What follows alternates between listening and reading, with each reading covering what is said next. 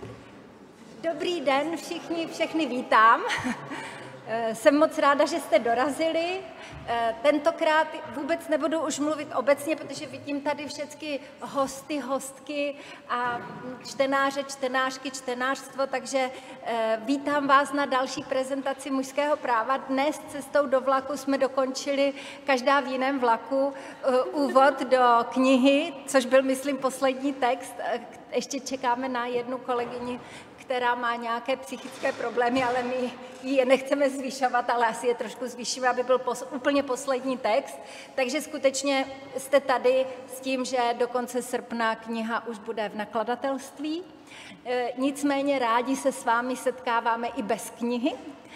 Dnes, jak už víte i z té prezentace na Facebooku, nejdřív pohovoří Bára Havelková o různých sporech v rámci feminismu, potom zaměří Pavla Špondrová naši pozornost na muže, potom tady vítáme dvě představitelky opravdu jako stěžejních textů naší knihy. Jedna je Petra Masopust-Čáchová o restaurativní justici a o tom, jak se restaurativní justice dá použít i u sexuálních deliktů. A potom tady máme, jak to je, když muži jednají o klimatu a ženy chodí u toho provodu.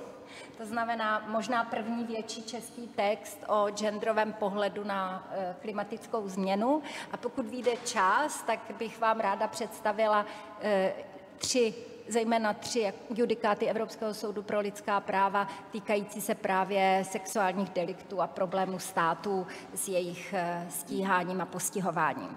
Takže děkuji moc.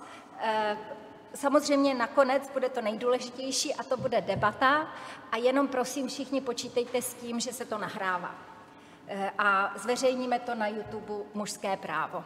Takže děkuji a předávám slovo naší jediné opravdu chytré feministce, která na to má razítko a ještě nositelky feministické tradice rodinné, Barboru Havelkovou. Děkuji moc krát, všechny moc vítám. Já jsem chtěla napsat možná delší text do mužského práva původně a pak, jak už to chodí, na to nezbyl čas, ale najdete vlastně v našem společném úvodu takovou sekci, která se jmenuje Střety uvnitř feminismu. A vlastně dovedlo mě k tomu to, že tím, že máme v prvním svazku, v prvním díle jsme měli 40 autorek a autorů, teďka máme zase 40 autorek a autorů, tak je samozřejmé, že tady nedochází k plné názorové shodě a mě vlastně zajímají trošku ty principy, které jsou pod tím. Takže hnedka se k ním dostanu, ale vezmu to trošku od lesa, nebo teda historicky, chronologicky. Oni ty střety v rámci feminismu jakoby existovaly vždycky. Už ta první vlna vlastně existoval liberální feminismus, spíš buržoazní, řekněme, který chtěl prostě narovnat ta politická občanská práva. A vedle něho byl spíše, řekněme, socialistický feminismus, který prostě bojoval za práva pracujících žen. Oni by si možná tehdy ještě neříkali feministky, protože to bylo v rámci nějakého marxistického nebo socialistického hnutí, ale vlastně jakoby to, že tady jsou různá práva žen, na které dávat větší důraz, prostě ta debata se vede už od té první vlny. V druhé vlně pak existovala debata mezi těmi, kdo se snažili zdůrazňovat rovnost žen a mužů, nebo tedy tu stejnost lidství a na základě toho potom stejný přístup k právům. V tom nejširším slova smyslu, včetně třeba i antidiskriminačních garancí. A na druhé straně byli ti, kdo zdůrazňovali rozdílnost žen a mužů a tu nutnost skutečně ohodnotit specifika ženské zkušenosti a ženského života, zejména co se týká vztahu k péči a k neplacené práci doma.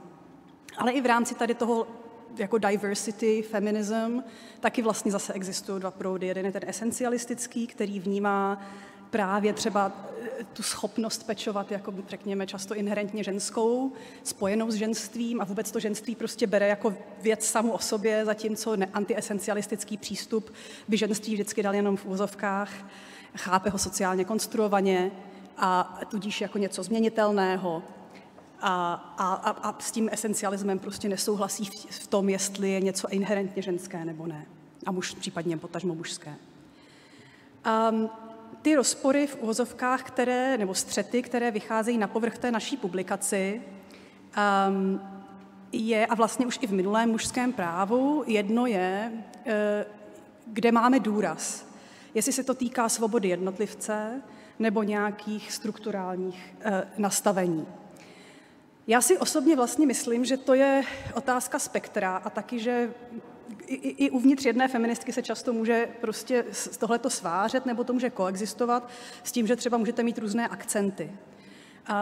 Myslím si, že třeba v České republice se v otázkách třeba prostituce nebo pornografie jsme relativně liberální. Zdůrazňovala by se tam často, myslím, u hodně lidí svoboda volby, těch žen, které do tohoto jdou, prostě si vydělat způsobem, který považují pro sebe za nejlepší. Zatímco ten strukturální, vlastně radikální feminismus lidí, jako je McKinnon, by prostě řekl, podívejte se, to jako nevyjdete z toho strukturálního nastavení, které je velice utlačující a znevažující a prostě prostituce není něco, co může koexistovat s rovností genderovou. Myslím si, že třeba v naší knize, i v této, i v předchozí, se to projevovalo hodně na případu porodnického násilí, kdy se jakoby v Česku vychýlil ten jazyček velice k nějakým kolektivním řešením, k ordre public, tedy k ospravedlněním docela dramatických zásahů a rozhodování o tělech žen a jejich reprodukční svobodě, zejména v nemocnicích.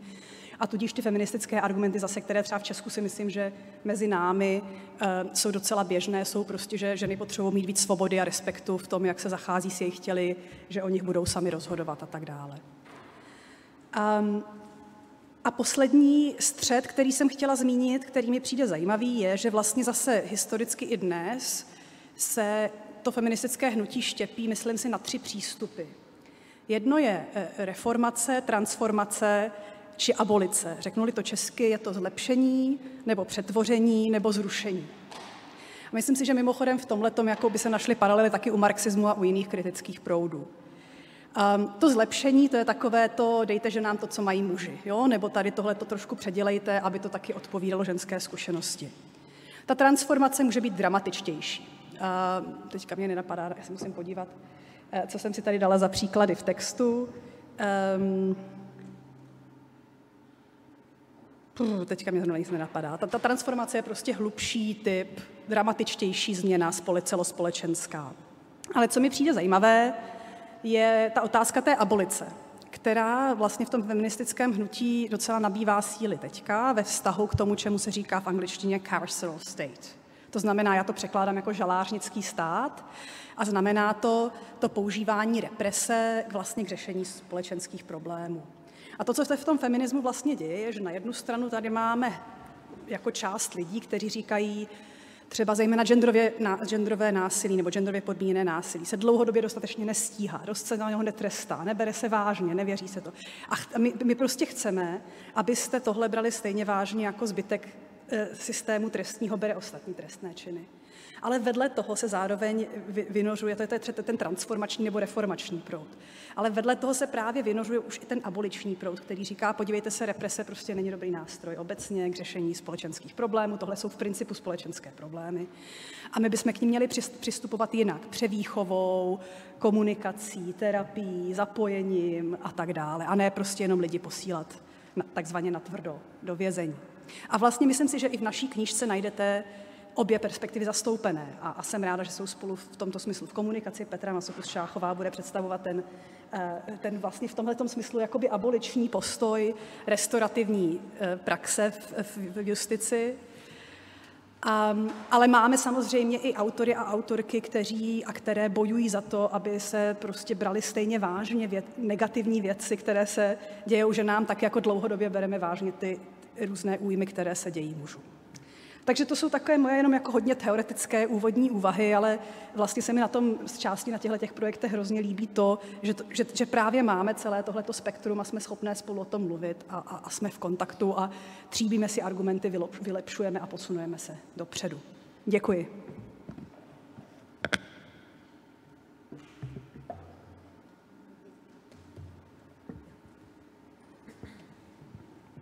Dobrý den všem. Tak já navážu na Báru. Vlastně jsme na tom docela podobně ve vztahu k těm textům, kdy já jsem taky přemýšlela o tom, že ještě kromě toho textu hlavního, který mám, který se týká kvót na kandidátní listiny, napíšu ještě jeden o postavení mužů ve vztahu k prosazování rovnosti žen a mužů.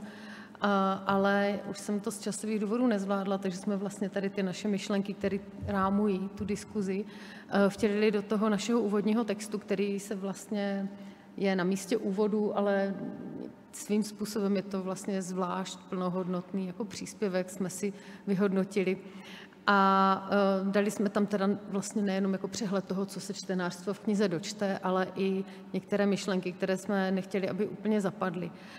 Já bych teda teď pohovořila stručně o tom, že naše východisko teď aktuální, nebo ono je i ve vztahu k prvnímu dílu, ale teď vlastně si ho formulujeme tak, že to mužské právo, ty naše publikace, mají být pro všechny. Že samozřejmě jsou pro ženy a pro osoby, které mají menší podíl moci v různých sférách našich životů, ale že je i jako pro muže vlastně, protože stejně jako ženy potřebují emancipaci, taky potřebují i muži. A to bych teď stručně tady chtěla rozvést, tady tu myšlenku, která teda není žádným způsobem úplně originální, jako z mojí hlavy, ale je to vlastně něco, o čem se poslední dobou docela dost bavíme.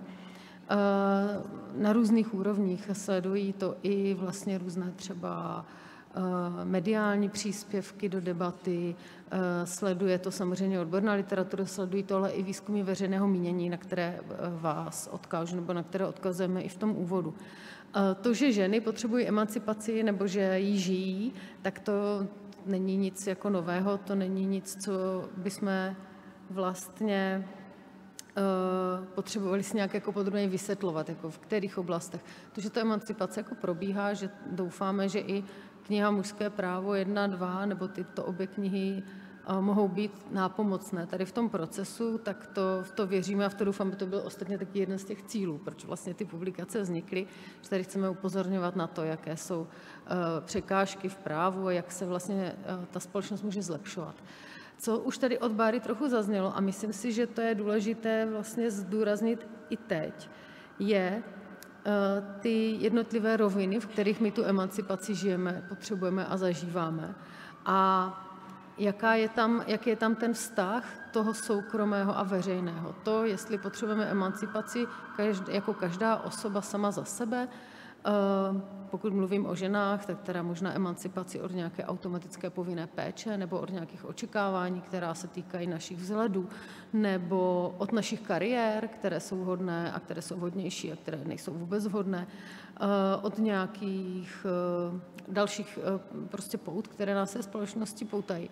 Ale zároveň, to je teda ten individuální pohled, ale to, k čemu směřuji a k čemu směřuji, na co odkazuji i v tom příspěvku, je, že osobně je politické. To je jeden z takových jako nejklasičtějších feministických statementů, které mám stať originální autorky, která s ním přišla v americké debatě o feminismu v 70. 80. letech a ona tam právě říká, nemysleme si, že prostě to, co řešíme jako individuálně, musíme si, nebo je důležité, to tady jsem si poznamenala, mít respekt té individualitě k tomu, jak konkrétně každá z nás tu emancipaci nebo tu nějakou svou situaci prožívá, ale zároveň to, že tím, že každá důsledně sama bude řešit takzvaně ty svý problémy nebo se bude stavět nějakým způsobem k tomu vnějšku, to prostředí promění, to je naivní. Prostě ten systém nějakým způsobem funguje i jako samostatně.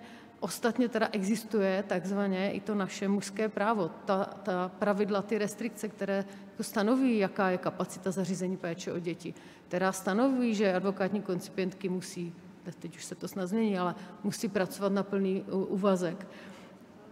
Zatím se to právě ještě nezměnilo. Tak to jsou restrikce, s kterými jako úplně člověk nic neudělá, i kdyby se na hlavu postavil. A i to jeho okolí je vlastně vázáno těmi stereotypy, tím prostě dopadem těch nějakých společenských pravidel a jak možná jenom nějakých interně předávaných kulturně, tak i těch jako pevně ukotvených v právu. Takže to osobně politické si myslím, že je strašně důležité. No a to, k čemu já tam, nebo směřuji tady teď v tom svém příspěvku, je, že právě nejenom ta ženská emancipace je důležitá, ta už ale jako probíhá, ale že je důležitá i mužská emancipace. A vlastně jak od těch výhod, které muži ve společnosti požívají, tak ale od těch i otěží, kterými jsou muži vázány v naší patriarchální společnosti. A vlastně to mužské právo, máme řadu autorů, mužů, ten prostor jako nabízí a my chceme společně právě hledat, jako klást si otázky a hledat prostě ty cesty, jak se můžeme teda potom nakonec všichni krásně společně pospolu emancipovat a jako i zvědomovat si to, jakým způsobem ten náš svět, ten patriarchát vlastně funguje. Samozřejmě, a nevím, jak moc, asi tady ta kritická debata o mužství jako ještě tak úplně rozšířená nebo častá, četná u nás není, ale to, že muži těží třeba z toho, že to rozdělení na mužské a ženské je jako dost tradičně jako binární a že to mužské má často to jako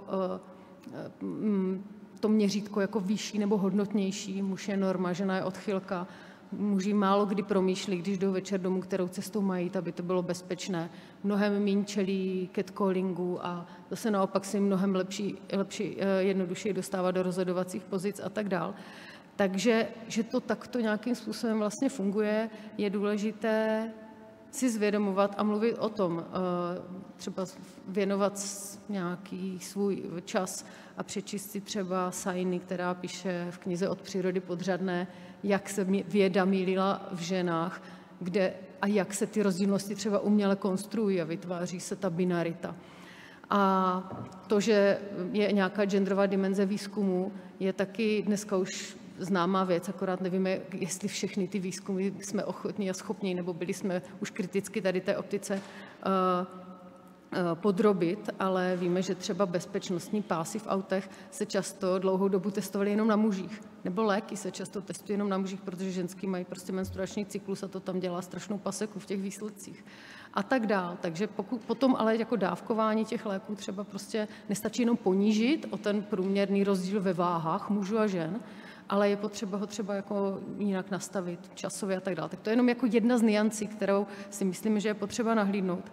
Ale zároveň si myslím, že, a to je vlastně druhá strana té mince, potřeba nahlídnout ty restrikce a ty okovy, kterým ta jako asi ne modernita, za to už jsme, to osvícenství a ideál toho nezávislého jedince, který teda směřoval jako na muže, na ženy. Tam se to moc s ženami se moc nepočítalo, nebo naopak říkali klasikové jako Rousseau, že ženy mají sloužit mužům, to máme také dost detailně v prvním díle zmapováno.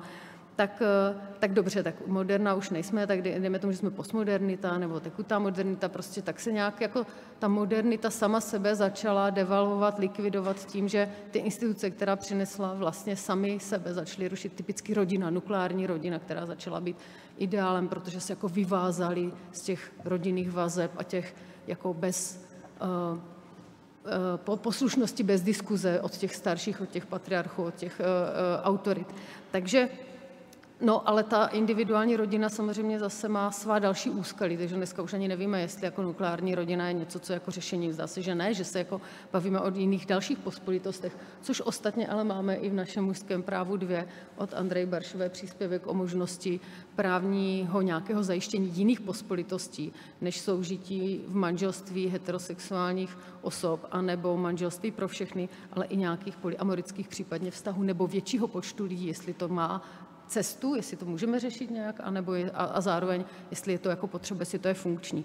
Takže vlastně ty instituce se, a včetně těch ideálů, které se nějak konstruovaly ve vztahu mužům i ženám, jako devalvovaly a zároveň se ukázalo, že není úplně jednoduché dostat toho, co se očekává, jak teda od žen, tak co se očekává od mužů.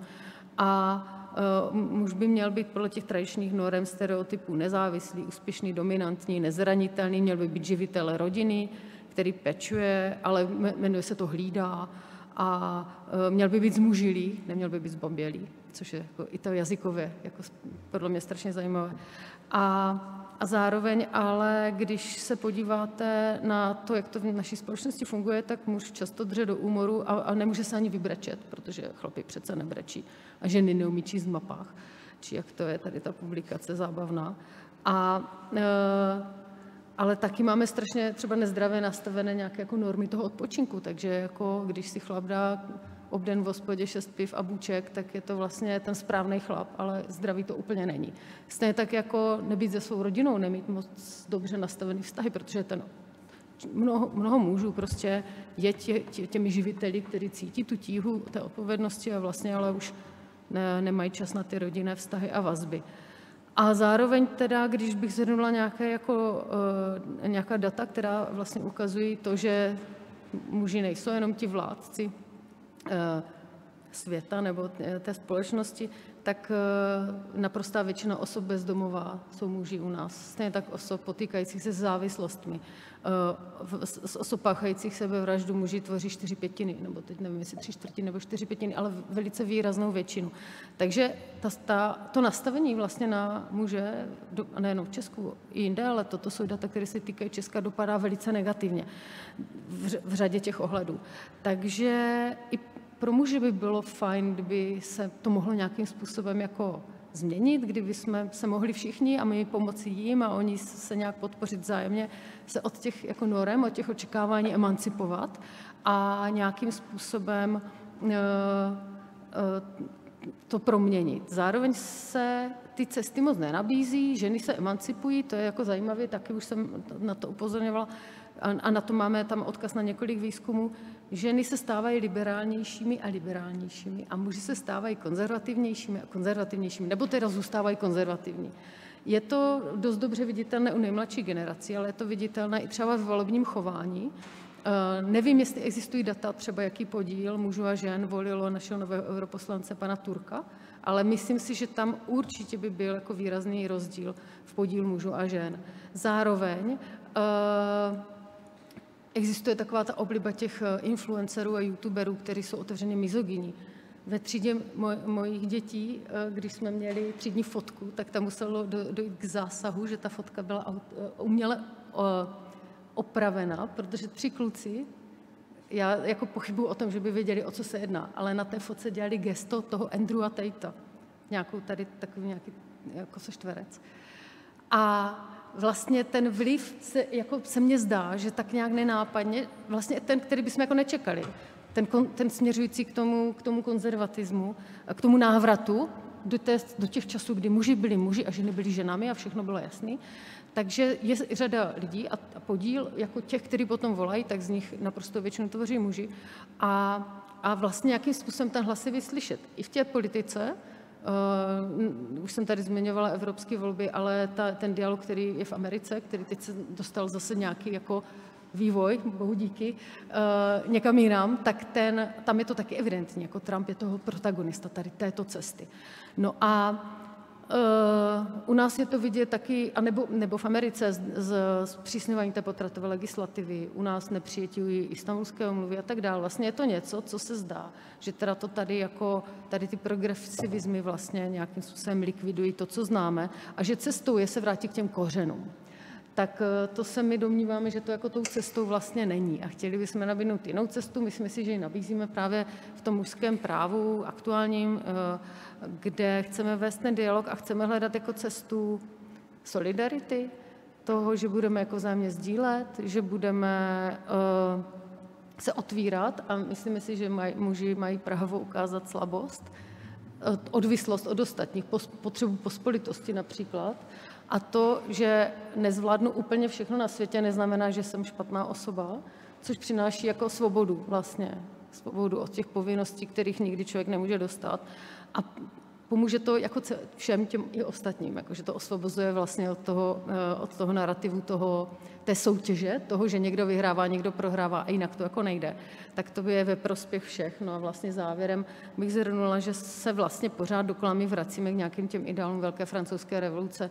Svoboda, rovnost, svornost, možná tehdy bratrství, doufám, že pro nás, pro všechny sesterství nebo solidarita a že to je ta cesta, která vlastně jako nás může posunout dál a já si jako nemyslím, že vlastně máme mít na sobě deku toho, že to jde všechno jako do prčic, ale naopak jako myslím si, že ty cesty a ty naděje, které jako můžou nám pomoct jako z těch nějakých jako krizí, které přichází. A máme to i v tom mužském právu 2, že se bavíme i o ekologii a o nových cestách. I restaurativní justice je nová cesta. takže vlastně je jich ještě hodně a že ta naděje, že to zabere a bude fungovat, jako stále je. Děkuju.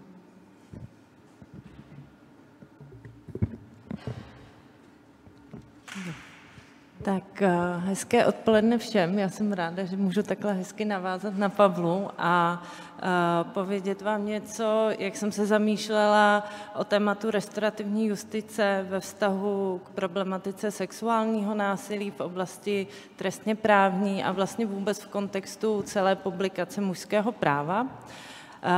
Než se vlastně dostanu trošku blíž k tomu pojmu, co to restaurativní justice vlastně je a jaký vlastně dopad a vliv a význam může mít pro trestní právo a jak ho jako společnost nazíráme, co od něj chceme, tak vlastně jsem se chtěla podívat, nebo bych se s vámi podívala jenom v krátkosti, vlastně kde vlastně začíná, nebo co je i součást toho příběhu, protože pro restaurativní justici jsou vlastně klíčové příběhy nás všech, každého z nás jako společnosti a vlastně co je součást toho našeho příběhu, jak vnímáme, co chceme od trestního práva a z čeho vlastně, co jsou nějaké vlivy, které na něj, na tu podobu, v které žijeme, mohou mít vliv.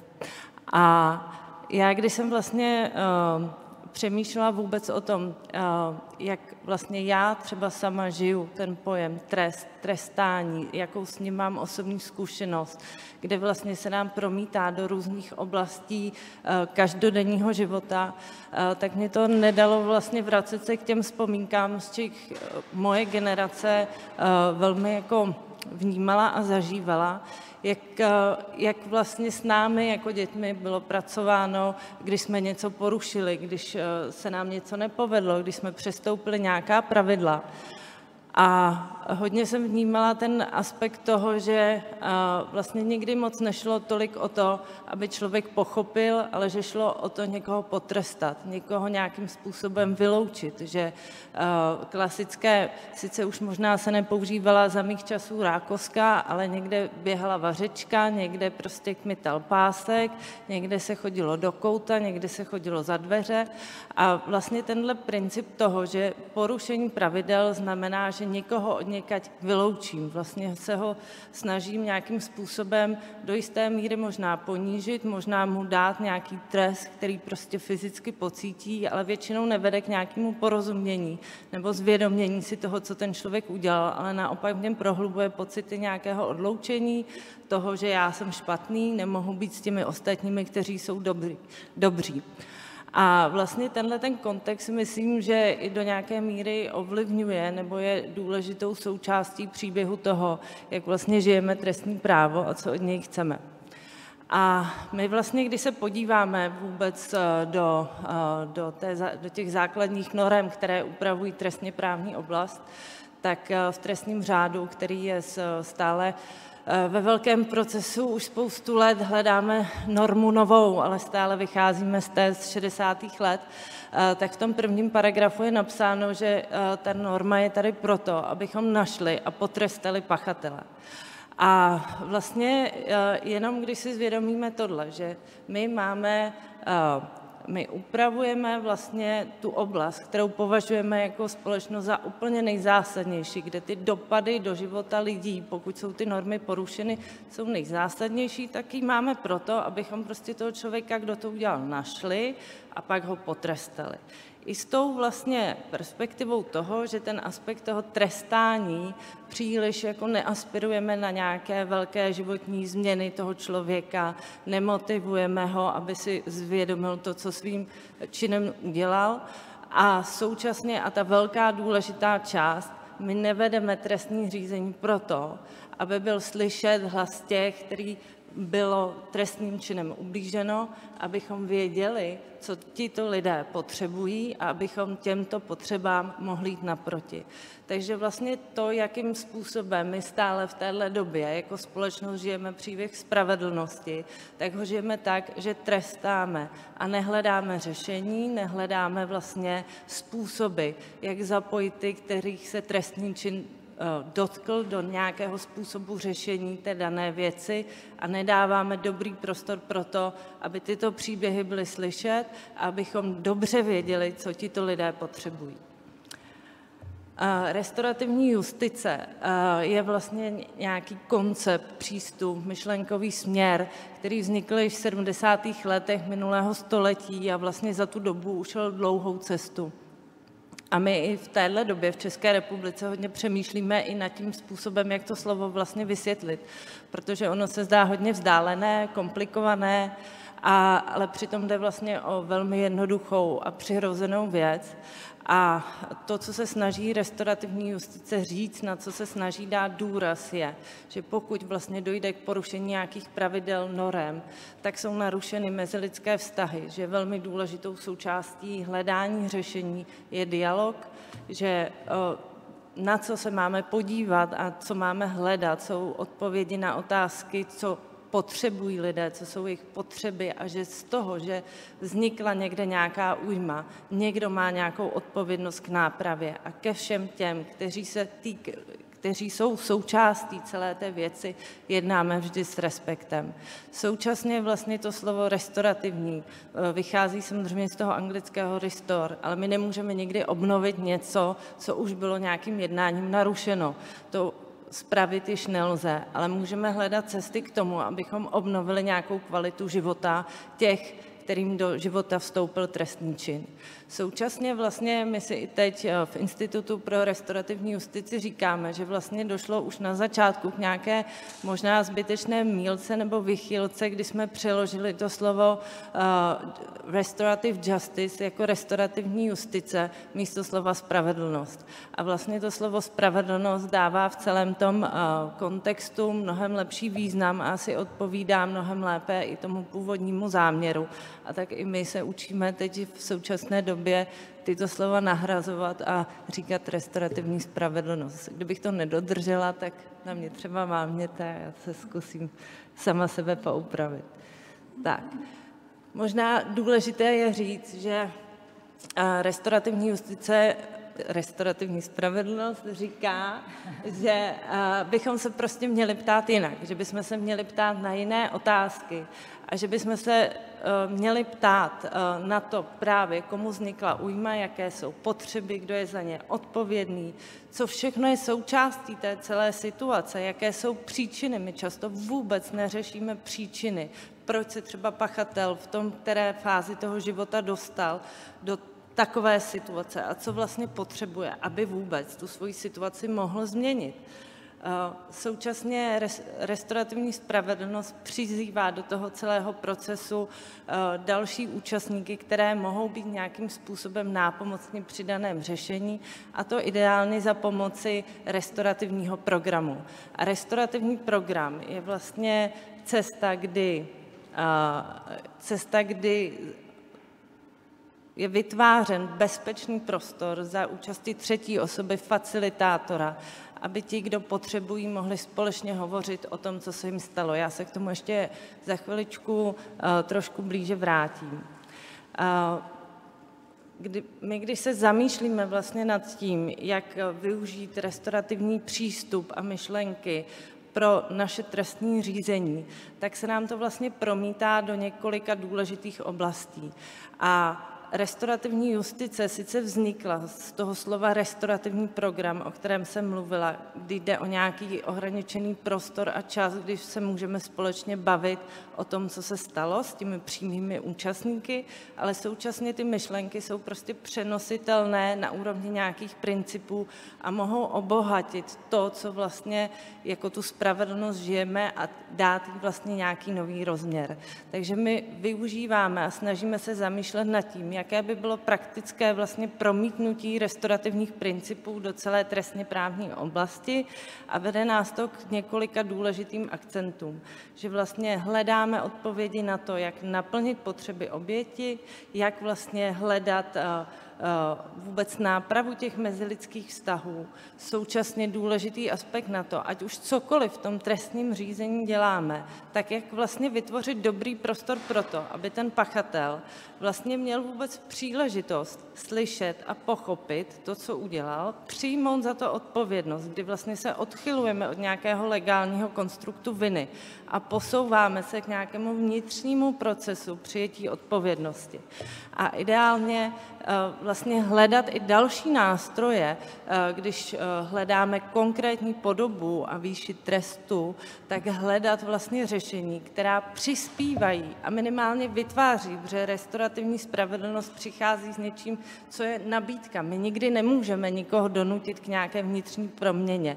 My ho samozřejmě můžeme zvenčí mu nastavit nějakou restrikci, že nebude něco dělat, ale pokud usilujeme o nějakou dlouhodobou nápravu a změnu, a možná slovo uzdravení, tak toho nedocílíme tak, pokud budeme na někoho tlačit, ale aspoň vytvoříme dobrý prostor. A v tom případě hledat i taková řešení a i ta stávající podoba trestního práva to umožňuje, abychom vlastně hledali takovou podobu, která přispěje a otevře prostor, že ten pachatel může tu svoji životní dráhu změnit. Tak a když se vlastně podíváme, když vztáhnu ty myšlenky zpátky k tomu původnímu záměru a tématu článku, který se týká oblasti sexuálního násilí.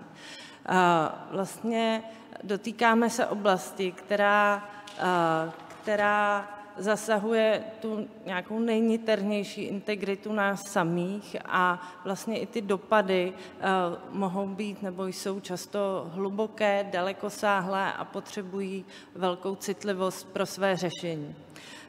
To, co vlastně z příběhu obětí sexuálního násilí víme, že je někdy i nejenom pro ten systém, ale i pro to jejich okolí strašně složité ten příběh slyšet.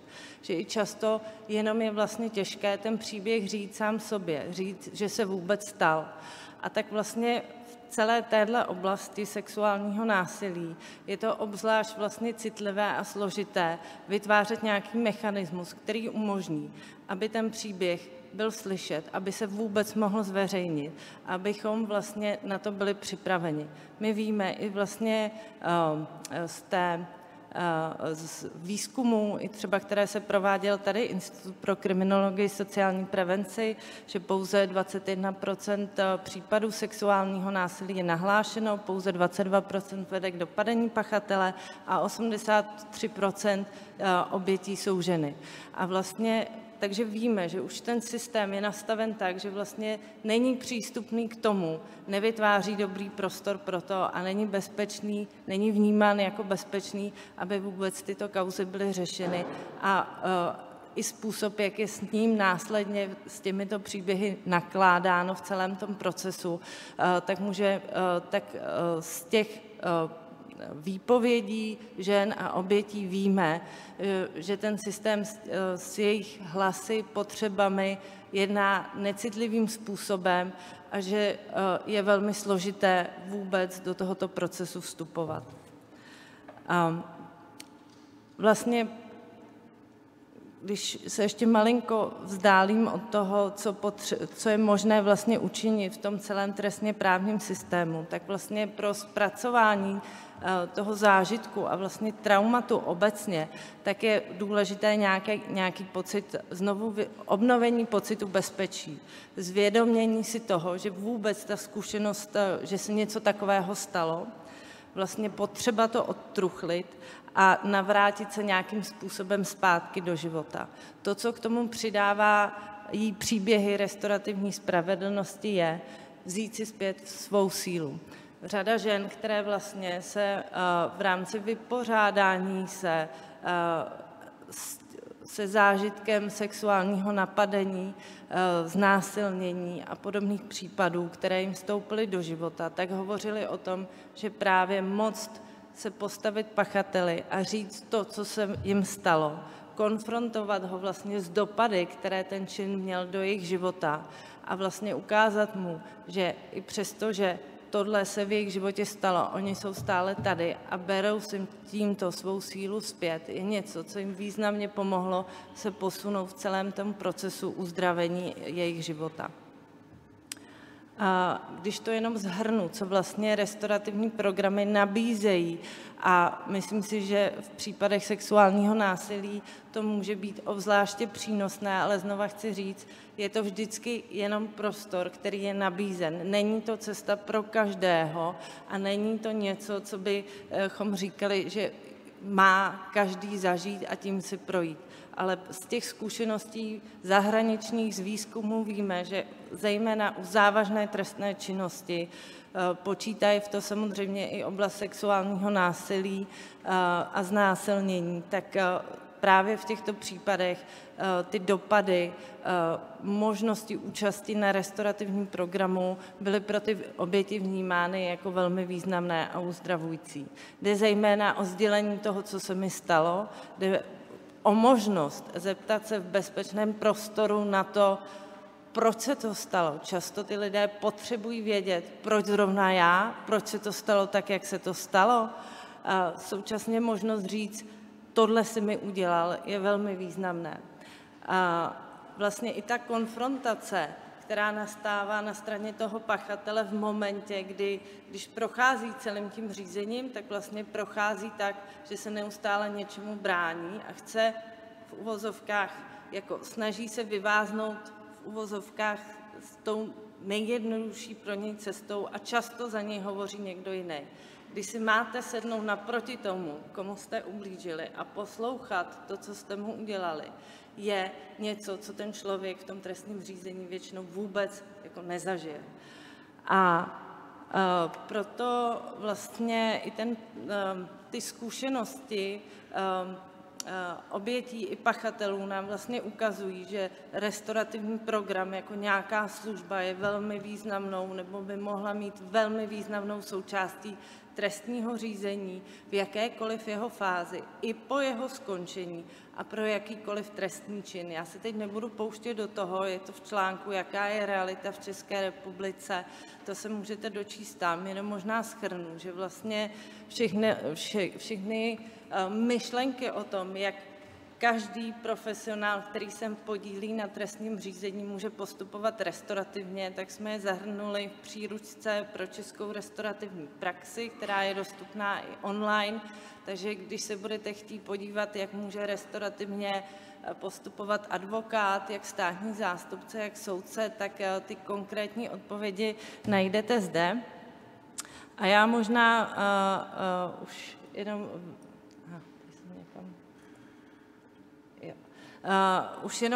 Už jenom v nějakém závěru. My jsme se tady vlastně bavili o tom, jak rozrušovat určité patriarchální struktury. Bavíme se o tom v druhé publikaci a restaurativní justice vlastně v tomhle může být jako nějaký dobrý impuls, který dává podnět k tomu, jak se dívat vůbec na trestní politiku, jak se dívat na to, jak vlastně dávat nový rozměr vůbec tomu účelovému zaměření trestního práva, jak to promítat do praxe a jak vlastně rozšiřovat ten prostor, slyšet potřeby těch, kterým bylo zásadně ublíženo a jak jim dát hlas, aby byli slyšet. A domnívám se, že restaurativní justice na té principiální úrovni nám může dát úplně nový rozměr do nějakého dalšího příběhu celého trestního práva. Nicméně myslím, že je důležité si říct, že vlastně trestní právo je vždycky jenom součást nějakého našeho celkového žití jako někdy jedince nebo celé společnosti a že vlastně ty principy dialogu, respektu a nějaké odpovědnosti za to, co jsem udělal a vlastně být v tom nějaký upřímný sám k sobě jsou vždycky přenositelné i do našich individuálních životů. Takže končím se slovy, žít restaurativně může každý z nás a děkuji za pozornost. Já jsem se rozhodla, než předám slovo Denise Skládalové, která bude mluvit o vlastně klimatické genderové spravedlnosti, kdybych to tak řekla, tak použiju ze své vlastní prezentace, ve které jsem chtěla mluvit nejenom o slabosti žen a jako obětí sexuálního násilí, ale i o jejich síle, tak jediný, komu se podařilo u Evropského soudu pro lidské práva udělat projednatelnou žalobu nebo projednatelnou stížnost, nebyl ani pan starosta Karem, ani Agostino Duarte, ale byly to seniorky ze Švýcarska, tak k jejímu projevu tady pouštím fotku. Tak dobrý den. Já budu dneska mluvit o propojení genderu a klimatické změny, a to na základě příspěvku, který ve spoluautorství s Vojtěchem Vomáčkou jsme připravili. A vlastně ta hlavní premisa je, že klimatická změna není genderově neutrální. Ženy a muži jednak v odlišné míře přispívají ke klimatické změně, ale ona i odlišně na ně dopadá. A těch případů je celá řada. Ten příspěvek je titulován Proč ženy chodí pro vodu, zatímco muži jednají o klimatické změně, což v zemích globálního severu zatím ženy tolik pro vodu nechodí. Nicméně i to se může brzo přehodit. Těch případů, jak vlastně mnohem tíživěji dopadá klimatická změna na ženy, na dívky, je celá řada. Každopádně ženy a dívky nejsou nějakou homogenní skupinou. To je důležité si uvědomit, že vlastně oni jsou velkou zranitelnou skupinou, ale my tam zdůrazňujeme i tu nutnost nějakého intersekcionálního přístupu, takže je potřeba brát v potaz i zkrátka spoustu dalších aspektů. Každopádně ženy mají jinou životní zkušenost a jak se ukazuje, tak toho mají hodně něco říct i do oblasti řešení klimatické změny. A jak mi paní doktorka krásně nahrála, tak ženy prostě nejsou jen nějaké oběti, které čekají pasivně, až je mužští kolegové spasí před vysokými teplotami, ale ženy jednají aktivně a jsou zkrátka schopné přinést skvělé vhledy a způsoby řešení. A my jsme se vlastně zaměřili na to, jak ta problematika genderu je pojímaná na 3 úrovních nějakých ať už závazných nebo nezávazných právních nástrojů na mezinárodní, unijní a národní úrovni. A když se koukáme na ty nástroje mezinárodní a unijní, tak alespoň v nějaké té roli té proklamace je zkrátka gender brán v potaz. Je tam zdůrazňováno, že klimatická změna doléhá odlišně, tíživěji na ženy a na dívky a že je potřeba ať už třeba sbírat data, která jsou členěná v závislosti na genderu, anebo umožnit ženám zapojení do rozhodování na všech úrovních.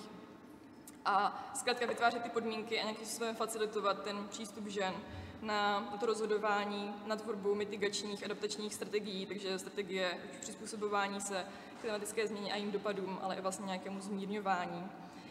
Problém trochu přichází ve chvíli, kdy se koukáme na úroveň národní, a to zejména na úroveň tedy různých strategií a politik.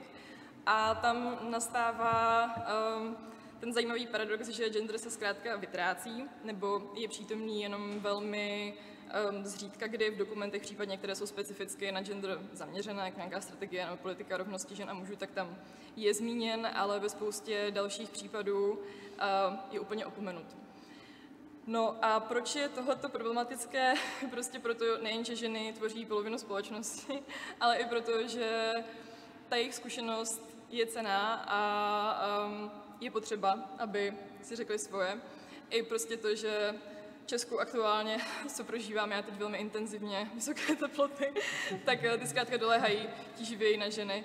A klimatický zákon teda dosud nemáme, ale ve těch politikách, které nějakým způsobem jsou s genderem spojené, nebo jsou s klimatem spojené, tak ten gender chybí. No a na to potom navazuje i taková už tradiční skutečnost, a to je to, že ženy jsou v Česku velmi podreprezentované v rozhodování. To je už, beru to za notorietu, že soudkyně jsou trochu ohroženým druhem, čím jdete výše na úrovních české justice, ale víceméně to stejné platí i ve veřejné správě, na ministerstvech nebo třeba v uhelné komisi v roce 2019 působily 2 ženy. A je obecně problém to, že Česká republika je velmi hluboko pod i unijním průměrem, se týká zastoupení a reprezentace žen. Takže ženy v tomto chybí. Přitom je z dat plyne, která my citujeme v tom článku, že ženy jsou citlivější, myslím ve smyslu, že vnímají klimatickou změnu jako mnohem větší problém a výzvu. A často zapojení žen i třeba v soukromém sektoru do nějakých pozic představenstvu společností vede k tomu, že přijímají taková opatření, která potom v důsledku vedou třeba ke snížení emisí skleníkových plynů. A co je i moje žitá zkušenost, když jsem studovala rok vlastně v Utrechtu, tak jsem studovala program, který byl zaměřený na propojení práva a udržitelnosti. Asi 80% těch studentek zkrátka byly ženy. Takže to velmi ode mě ve stručnosti v 5minutovém okně. Za mě už je to taková jako věc, která tím, jak jsem ten článek připravovala s kolegou a žila, tak si říkám, tyjo, to je přece úplně jako něco naprosto samozřejmého, že potřebujeme, aby ženy byly zapojeny a aby byly reprezentovány. Ono i vlastně my vycházíme nebo odkazujeme na úplné počátky ekofeminismu v 70. letech. To hnutí vzniklo, které vlastně hezky dává připodobňuje to vykořisťování přírody k patriarchátu, takže není to vůbec žádná přelomová myšlenka. Na druhou stranu, jak paní doktorka říkala, tak spolu s Asociací pro mezinárodní otázky tohle je asi tak druhý nějaký český ucelenější výstup, který na tohleto upozorňuje. Tak snad jenom klimatická změna se označuje jako super wicked problem, má spoustu niancí a na jednu stranu chápu, že přidávání toho genderového aspektu se může zdát, že ten problém ještě více komplikuje, ale bez žen se prostě neobejdeme. Tak já jsem využila jednoho privilegia, že jako taková hlavní organizátorka celé věci vám teď řeknu příspěvek, který není v knize.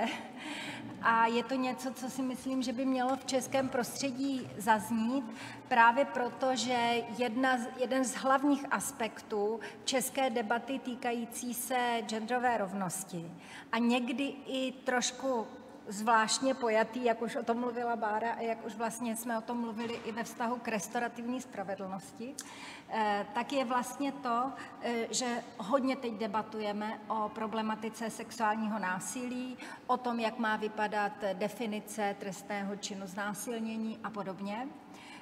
Nicméně ten problém je prostě širší.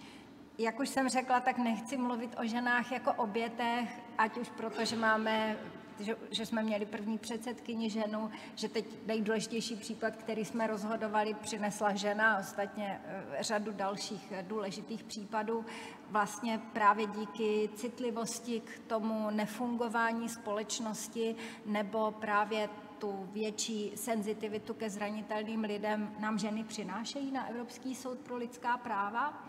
A možná taková moje myšlenka, kterou jsem zase já přinesla, už kolegové a kolegyně ji rádi ode mě používají, tak říkám, vlastně když je konstatováno porušení práva, tak do této doby se velmi často říkalo, že to znamená, že stát prohrál u SLP. Ale to vůbec tak není. To je vlastně vítězství pro ten stát, protože díky tomu našemu rozhodnutí on se stane lepším státem pro lidi, kteří žijí na jeho území. A skutečně řada z nás si uvědomí v životě. Pro mě to třeba bylo tady, a je to i důvod, proč jsme se rozhodli vytvořit nějakou feministickou knihu, nebo knihu feministické kritiky práva a pokračujeme v tom, je, že vy se potřebujete nejdřív jako udělat ten aha moment. Aha, tak ono je to takhle. A některé státy ho prostě nemají a musí dostat naše rozhodnutí, aby ho získali. A pak jsou moc rádi, že jsou, nebo určitě jejich občané, že jsou prostě lepšími státy pro své občany, než byli před tím naším rozhodnutím. A to se určitě stane i České republice díky nedávnému rozhodnutí Z proti České republice, který vlastně nejdřív, já nebudu u žádného toho případu říkat děje a historky, i když jsem tou soudkyní příběhu, ale opravdu jenom ty hlavní myšlenky, protože ty příběhy si můžete přečíst. A v podstatě to vlastně vypadá, že v tomhle případě došlo k tomu, že Česká republika nerespektovala velmi už staré rozhodnutí z roku 2003 MC proti Bulharsku, kdy vlastně Evropský soud pro lidská práva poprvé velmi silně řekl, že v podstatě každý útok vůči sexuální integritě jednotlivce musí být postihován, nedošlo-li ke konsenzuálnímu sexuálnímu styku. Tenhle případ, takže vlastně je to jenom follow-up rozhodnutí, bulharského rozhodnutí z roku 2003 a vypadalo by to, že to už je vlastně vyřešeno díky nové definice znásilnění. Nicméně, pro mě tento případ, jako řada dalších případů chyb v účinném vyšetřování, je to zase důkaz toho našeho tradičního trestního pohledu, že je to pachatel a jeho potrestání, kdo stojí v jádru, a není to ta oběť. Protože vlastně jeden z hlavních důvodů, proč podle mého názoru se v České republice stává, že právě v oblasti účinného vyšetřování má velké deficity, je vlastně to, že oběť vůbec nemůže nastartovat žádné trestní řízení, že vlastně státní zástupce se podívá, a my tady máme rozhodnutí Nejvyššího soudu ze 70. nebo 80. let třeba, a to, co vy teď tvrdíte, neodpovídá té judikatuře, tak já to raději nezažaluju, protože bych to mohl prohrát. Takže tohle je, myslím, důležitá zpráva toho rozhodnutí Z proti České republice, i když je taková vedlejší. Současně další, zatím jenom komunikovaný případ I proti České republice se také týká sexuální agrese a vlastně trošku předznamenává jeden z důležitých textů v naší knize, a to je vlastně problematika promlčení v případě trestání sexuálních deliktů. A zejména ve chvíli, protože třeba Evropský soud pro lidská práva nevyžaduje, aby každý nekonsenzuální sexuální útok byl trestně postižen, aby to byl trestný čin znásilnění. To znamená, my třeba máme sérii jakoby trestných činů v této oblasti a za znásilnění jsou poměrně vysoké sazby a my víme, že to promlčení se odvozuje od výše sazby, ale vlastně už ty nižší stádia nebo nižší jakoby intenzita toho útoku, tak tam už je nižší trest a tudíž je nižší doba promlčení, ačkoliv ta cesta té oběti k tomu, aby se vůbec rozhodla třeba komunikovat s orgány činnými v trestním řízení, vůbec s kýmkoliv ve svém okolí, možná, jak už tady řekla kolegyně, i sama ze sebou o tom, že se stala obětí sexuálního útoku, jí prostě může hrozně dlouho trvat. A v tu chvíli už ten trestný čin je promlčen, nebo může být shledán jako promlčený. My už jsme se jednou tímhle problémem zabývali ve věci Losté proti Francii, ale tam tedy Evropský soud pro lidská práva našel méně formalistický výklad promlčení a proto tedy neodmítl promlčení jako takové, ale jen jeho aplikaci ve Francii. Takže uvidíme, jak tohle téma bude postupovat. Další okruh otázek, to je vlastně sexuální obtěžování či pokus o znásilnění na pracovišti, kde právě chorvatské orgány také nevynaložily dostatečné úsilí, aby zohlednili zájmy oběti. A tady se ocitáme v další velmi problematické vyvíjející se otázce, a to je otázka výše trestu. Je to otázka, která ve veřejném prostoru třeba v Česku je hodně používána, ale v podstatě tak jako maličko jsme tu oběť pustili do vyšetřování, tak teda do toho, aby se vyjadřovala vůbec k tomu, zda má být zahájeno trestní stíhání, či jak má být pachatel potrestán, tam ona vlastně žádnou takovou cestu nemá. No a jakým způsobem Evropský soud pro lidská práva se může dívat na problematiku trestné činnosti? No jenom právě pohledem obětí. Podle mě je to ten nejdůležitější pohled. Ale vlastně, co tedy všecko oběť může? A právě třeba ten případ Vučkovič proti Chorvatsku byl jednomyslné rozhodnutí. Tam se z trestu odnětí svobody 10měsíčního vlastně v odvolacím řízení staly jenom veřejně prospěšné práce a vzhledem k tomu, že byly bagatelizována ten problém, který se stal té ženě, tak vlastně Evropský soud pro lidská práva jednomyslně dospěl k závěru, že došlo k tomu porušení vlastně jenom tím ponížením způsobeným překvalifikací toho trestu a délkou trestního řízení. Nicméně měli jsme jiný případ MG proti Litvě, kde to byl tedy sexuální útok proti muži, ale muže proti muži, protože tady jako jak v prostituci, tak tedy v těch sexuálních trestných činech oběťmi mohou být ženy a muži, ale většinou ten pachatel je tedy muž, tak jako bylo v tomto případě. S tím, že tady skutečně šlo jenom o to, že to byl pokus o sexuální násilí a vlastně Evropský soud pro lidská práva shledal, že ten trest byl příliš nízký.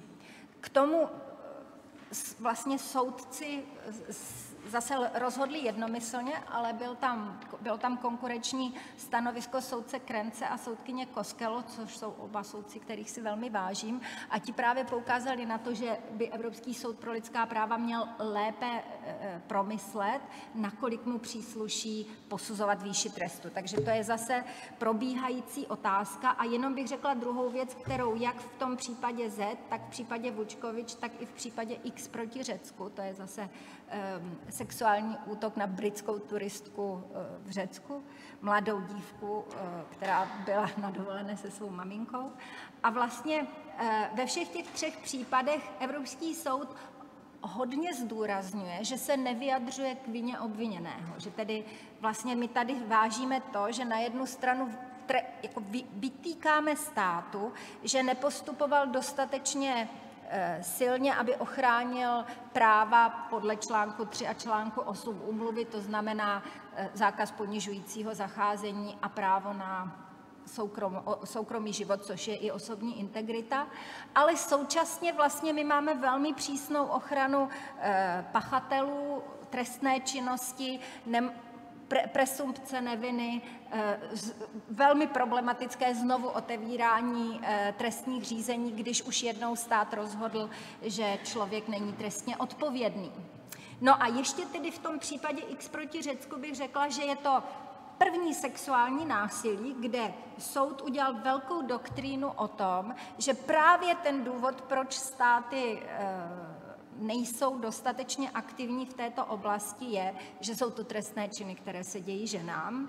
To znamená, že tak, jak už to řekl mnohokrát ve věci domácího násilí, tak tady s plnou parádou vlastně propojil článek 3 a 8 v tomto případě s článkem 14, že tedy dochází k tomu špatnému postupu, protože se to děje nějaké podreprezentované skupině.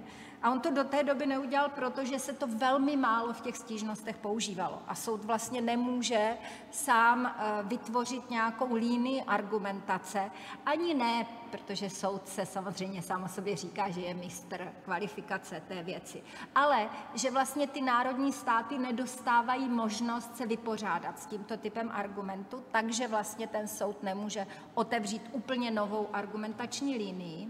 Nicméně už se to asi děje, protože v tuto chvíli už jsou komunikovány další případy, ve kterých už právě v případě sekundární viktimizace třeba je použit odkaz na to a těm ženám se to děje právě proto, že jsou to ženy. Vidím tady kolegu Houtka, který právě má v naší knize příspěvek na téma, jak udělat definici znásilnění, aby to bylo dobře. A vlastně komparativní studie, které udělalo Grevio, tedy orgán, který byl zřízen Istanbulskou úmluvou, tak, což úplně mně připadá v této zemi o tom mluvit jako velký problém, protože, jak určitě všichni víte, tak Česká republika je jedna, ještě s Bulharskem, jedna z mála zemí evropských, která tuhle úmluvu neratifikovala, není s ní vázána. Nicméně tedy to Grevio stejně stojí za to hodně poslouchat, protože vlastně dospělo k tomu, že existují takové 4 možné definice. Jedno, to byla ta naše tradiční síla, nátlak, zneužití bezmoci. Pořád ještě je máme, zejména na jihovýchodě Evropy. Druhá definice, kde se spíš vlastně mluví o použití síly, hrozby nebo nátlaku. To znamená, že nejdřív se podíváme, co se stalo na začátku a potom vlastně jdeme až co ten násilník použil a pak teprve se ptáme na ten consent. No a v podstatě takové 2 modely, které jsou v tuto chvíli jako jediné v plném souladu s judikaturou našeho soudu a s názorem právě Grévia, ale třeba i SIDou, jak by se mělo postupovat, je minimálně ne znamená ne, to znamená, že to je právě to, že sexuální delikt je spáchán, když k němu dojde proti vůli osoby. A pomalu se přemísťujeme k tomu modelu pouze ano znamená ano, tedy ten afirmativní souhlas, kdy se vyžaduje dobrovolná účast obou nebo všech stran, aby sexuální jednání nebylo trestné. A dokonce vlastně pomalu jakoby, specialistky, které se zabývají touto problematikou, říkají, vlastně si vůbec nevšímejte, jestli tam byl souhlas, nebo ten souhlas není to zásadní. Zásadní je popsat tu situaci. A vlastně to problematické je, že ta žena se nachází v situaci donucení. A pak se dokonce dá dovodit to ano, které ale není vlastně opravdovým ano, protože bylo zneužito nějakým způsobem silnějšího postavení toho násilníka. Takže jenom upozorňuji na to, že už jako se ty úvahy posouvají tímto směrem.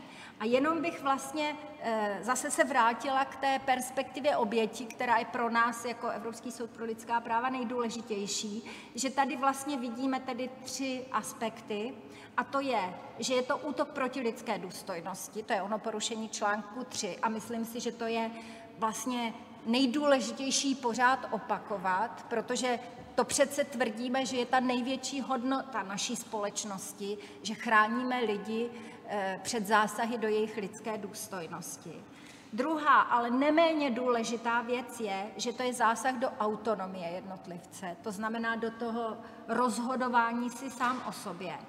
Ale právě nesmíme opomíjet vztah důstojnosti a rovnosti, to znamená sledovat pochybení státu právě v oblasti účinného vyšetřování a sekundární viktimizace, právě proto, že vlastně ty ženy v téhle oblasti mohou být jako vnímány jako nějaké oběti jiné kategorie než ty ostatní oběti.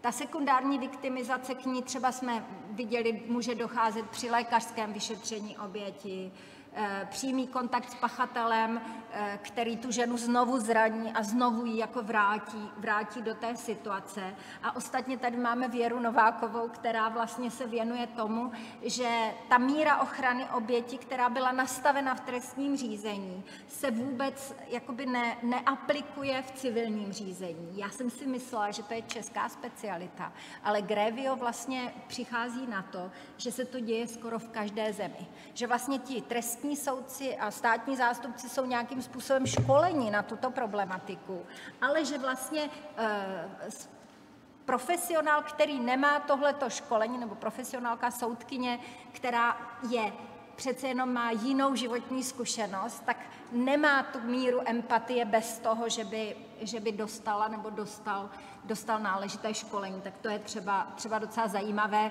že jsme na to přišli jak v Česku, tak vlastně na úrovni Grévia. Samozřejmě, abychom bránili sexuálnímu násilí, k tomu je potřeba širší rámec prevence. Je tady třeba problém vysoké latence té trestné činnosti, to znamená, že ženy to prostě neohlašují, protože nechtějí zažívat tu viktimizaci, jak v tom řízení, ale i třeba od svého okolí, které jim říká, zapomeň na to, to bude možná lepší. Nicméně právě tady jsem měla velkou debatu s jedním trestním právníkem, mladým, rozhněvaným a docela chytrým, kdy on říká, ale odstrašení, to přece už víme, že ten trest u toho odstrašení jako nefunguje. A já jsem se mu snažila vysvětlit, ale v případě trestné činnosti sexuálního charakteru jde o to, že vlastně ten pachatel často ani neví, že se toho trestného činu dopouští, neví, že se to nemá a ta společnost mu nedává dostatečné signály. A proto ten nízký trest je jenom součást toho, jak je popisováno vlastně to, co vede k tomu, že k té trestné činnosti dochází. Jaké jsou základní povinnosti státu? Považovat sexuální trestný čin za nedobrovolný čin, tedy definice založená minimálně na nedostatku souhlasu či situaci donucení. Tady ještě bych chtěla říct, že to je vlastně hodně zvláštní trestná činnost, protože ty lidi vlastně dělají skoro to též a v jednom případě je to trestný čin a v jednom případě je to jako prima. Takže tady se velmi těžko odlišuje, co to je, a dokonce jeden třeba pachatel si může myslet, že nic nedělá a že je to dovolené a vlastně ta oběť je prostě předmětem sexuálního útoku, se kterým nesouhlasila. Takže je to docela složité a pořád mluvíme o tom, že ještě abyste toho člověka mohli odsoudit, tak to musíte dokázat. Jo, čili když jdeme třeba do toho, kdo dokazuje absenci konsenzu a podobně, tím se to... Ale v tuto chvíli prostě toto je teď to stádium. Druhá důležitá věc je skutečné účinné vyšetřování. Pořád s tím státy mají určité deficity. Já u nás tam cítím ten velký problém, že když ta oběť není spokojená, tak vlastně to může poslat na ústavní soud jako soudcům, kteří už ve většině případů vůbec jako nemají tu specializaci, neznají ten terén, nemají to speciální školení a podobně, kdežto ti trestní soudci a soudkyně už by o tom něco mohli vědět, takže třeba ta nemožnost ani oběti nejzávažnějších trestných činů proti důstojnosti a životu nemohou iniciovat trestní řízení.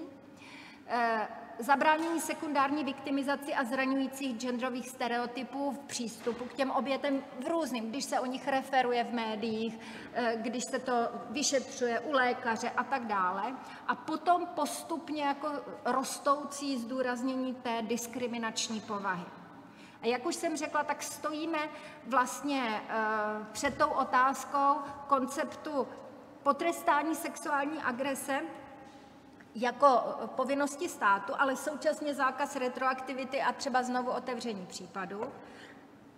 Obrovský problém promlčení, který zase státy mají velmi různě na úrovni Evropy a zrovna já nemohu zapomenout jeden slovenský politik, kde se hodně zkracovaly vlastně promlčecí doba u znásilnění, říká, vždyť ta žena to ví, že byla znásilněná hned potom, tak hned proč by to... Jo, vlastně bez vědomí té dynamiky toho, jak dlouho té oběti trvá, než se třeba rozhodne o tom promluvit. A dokonce docela absurdní dimenze to má, a já jsem to vlastně v jednom případě viděla soudním, kdy ten pachatel i přiznává, že pochybil, přiznává tento skutkové líčení a pak se řekne, no ale už je to promlčené, tak my to nezahájíme vůbec. Výše trestu a princip subsidiarity může soud zasahovat, Evropský soud pro lidská práva, do toho, jak státy trestají. No a potom tedy to vědomí právě toho, že to je vlastně zase genderově založeno a že vlastně je na místě odkazovat na tu diskriminační povahu celého tohoto problému. Nemůžu si odpustit končit tuhle naši prezentaci jednou z prezentací, který používá Grevio, s tím, že vlastně Evropský soud pro lidská práva už v jedné bulharské věci řekl, a když budu posuzovat, zda ten stát je dostatečně pečlivý v této oblasti ochrany před domácím násilím anebo před sexuálním násilím, tak se taky podívám, jestli ratifikoval smlouvu. Je pravda, že v Bulharsku to bylo ještě o něco horší než u nás, protože tam jejich ústavní soud řekl, že to je v rozporu s bulharskou ústavou. Děkuji za pozornost a můžeme se vrhnout do debaty se všemi samozřejmě prezentujícími.